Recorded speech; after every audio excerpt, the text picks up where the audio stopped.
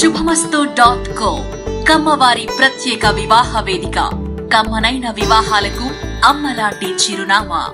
సాహిత్యంలో నేను ప్లూరలిస్ట్ని అని చెప్పేవారాయన.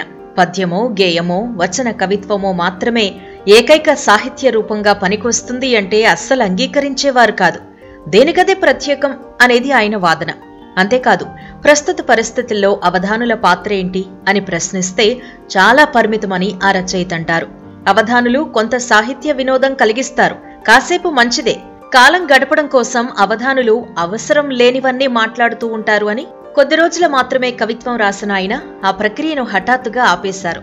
ఎందుకలా చేశారు అంటే, ఏం చెప్పను, కవిత్వం రాయాలనిపించలేదు, బహుశా సరుకైపోయిందేమో అని చమత్కరించేవారు. ఆయన మాటలే కాదు, రాతలు అలాగే ఉండేవి. ఆయన చేతిరాతలకు తెలుగు రాష్ట్రాల్లో లక్షల మంది అభిమానులున్నారు అంటే ఆయన రచనా శక్తి ఏ పాటితో అర్థం చేసుకోవచ్చు. ఆయనే చేర ఉరఫ్ చేకూరి రామారావు. తెలుగంటే అంతగా అభిమానిస్తారు. చేరాగా ప్రసిద్ధి చెందిన చేకూరి రామారావు తెలుగు కవితలు పుస్తకాలు చదివేవారికే కాదు, తెలుగు పత్రికలు చదివేవారికి కూడా సుపరిచితులే. అంతగా తెలుగు భాషపై సాహిత్యంపై ముద్ర వేశారు చేర. ఈయన 1934 అక్టోబర్ 1న ఉమ్మడి ఖమ్మం జిల్లాలోని మధిర తాలూకా ఇల్లెందులపాడులో జన్మించారు. ఈ ప్రాంతానికి హైదరాబాద్ కంటే కూడా విజయవాడ, మచిలీపట్నమే చాలా దగ్గర. అందుకే అప్పట్లో ఇక్కడి వారంతా ఆయా ప్రాంతాల్లోనే ఉన్నత చదువులు చదువుకునేవారు. అందరిలాగే రామారావు కూడా మచిలీపట్నంలోనే చదువులు కొనసాగించారు. హెచ్ఎస్సి వరకు మచిలీపట్నంలో చదువుకున్నారు. ఆంధ్ర విశ్వవిద్యాలయం నుంచి తెలుగులో ఎంఏ చేశారు. ఆ తర్వాత ఉస్మానియా విశ్వవిద్యాలయంలో తుమాటి దోణప్ప ప్రోత్సాహంతో భాషా శాస్త్రంలో మరో ఎంఏ చేశారు. ఆ తర్వాత కూడా తెలుగులో మరిన్ని ప్రయోగాలు చేయాలని నిర్ణయించుకున్నారు చేర. ఎంఏతోనే చదువు ఆపేయాలని అనిపించలేదు ఆయనకు. అందుకే ఉన్నత చదువుల కోసం ప్రయత్నం చేశారు.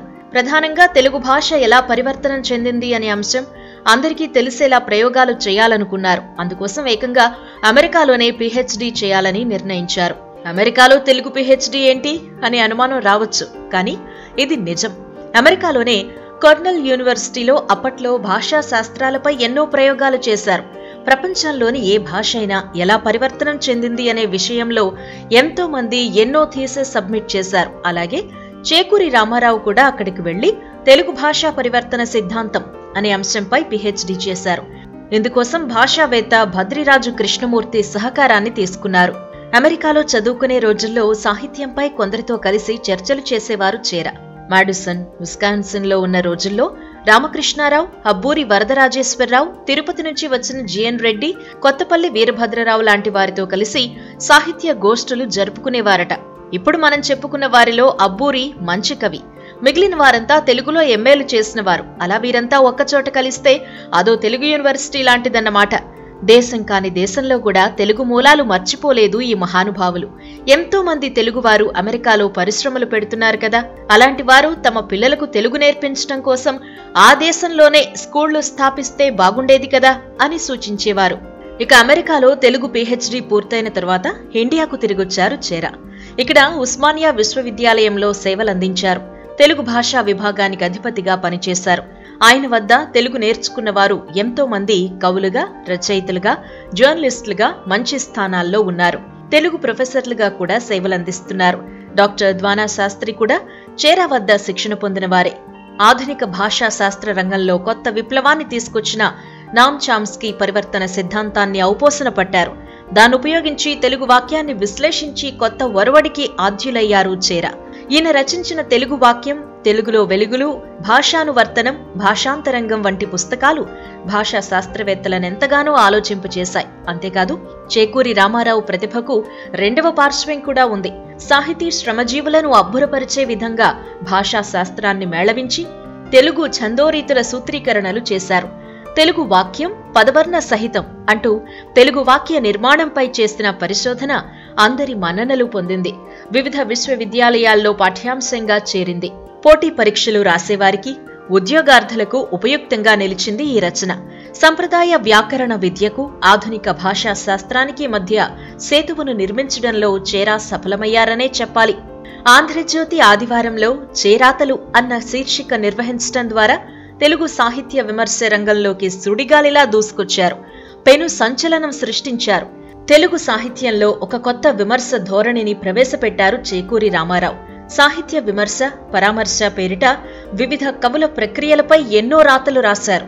వారి వాదాలు, విధానాలపై, కవిత్వ ఉద్యమాలపై చేరాతలుగా మనకందించారు. ప్రధానంగా ఆయా కవుల కవితా తత్వాన్ని అరటిపండు ఒలిచినట్లు అందరికీ అర్థమయ్యేలా చెప్పారు. అందుకే ఏళ్లు గడిచినా చేరాతలపై మోజు తగ్గలేదు. భాషాభిమానులకు ఆసక్తి సన్నగిల్లలేదు. ఎన్నో వివాదాలను కూడా తట్టుకుని నిలబడ్డారు చేరా. ఆయన 2001లో రాసిన సాహిత్య విమర్శనల వ్యాస సంకలనం రింఛోళి బహుముఖ ప్రశంసలందుకుంది. ఈ అరుదైన సంకలనంలో ప్రాచీన కావ్యాల పరిచయాల నుండి ఆధునిక కావ్యాల దాకా ఉంటుంది. ఆయన రచనల్లో పురాణ, ప్రబంధ, చెంపు, ముత్యాల సరాలు, శ్రీశ్రీ, ఆరుద్రల వరకు ప్రస్తావించారు చేరా. సాహిత్య విమర్శనా పద్ధతులు, మార్క్సిస్ట్ విమర్శనా పద్ధతులు, ప్రజల భాషా వికాసంతో సాహిత్యం, గ్రాంధిక, వ్యవహార భాషా శైలులను మనకందించిన తెలుగు భాషా ప్రవీణుడు చేరా. ఈయన రాసిన స్మృతి కిణాంకం అనే వ్యాస సంపుటికి 2002లో భారత ప్రభుత్వం కేంద్ర సాహిత్య అకాడమీ అవార్డును బహూకరించింది. ఈయన రచనల్లో చేరా పీఠికలు, ముత్యాల సరాల ముచ్చట్లు, ఇంగ్లీష్ తెలుగు పత్రికా పదకోశం, భాషానువర్తనం, భాషా తరంగం, కవిత్వానుభవం, సాహిత్య కిర్మీరం లాంటివి ప్రముఖమైనవి. ఇంగ్లీష్ తెలుగు పత్రికా పదకోశం ఎంతో మంది జర్నలిస్టులకు ఒక చేతి పుస్తకం లాంటిది. బతికినంతకాలం తెలుగు సాహిత్యంలో విశేషమైనటువంటి సేవలు చేశారు చేకూరి రామారావు. భాషా శాస్త్రంలో ప్రత్యేకమైన గుర్తింపు తెచ్చుకున్నారు. 2014 జూలై 24న 80 సంవత్సరాల వయసులో అందరికీ దూరమయ్యారు. చేరా భౌతికంగా మనల్ని విడిచిపెట్టి వెళ్లినా ఆయన సాహిత్యానికి చేసినటువంటి సేవలు కలకాలం మిగిలి ఉంటాయి. అప్పుడు, ఇప్పుడు, ఎల్లప్పుడూ తెలుగంటే అభిమానించే ప్రతి ఒక్కరికి ఆరాధ్య దైవం చేకూరి రామారావు. శుభమస్తు.co కమ్మవారి ప్రత్యేక వివాహ వేదిక. కమ్మనైన వివాహాలకు అమ్మలాంటి చిరునామా.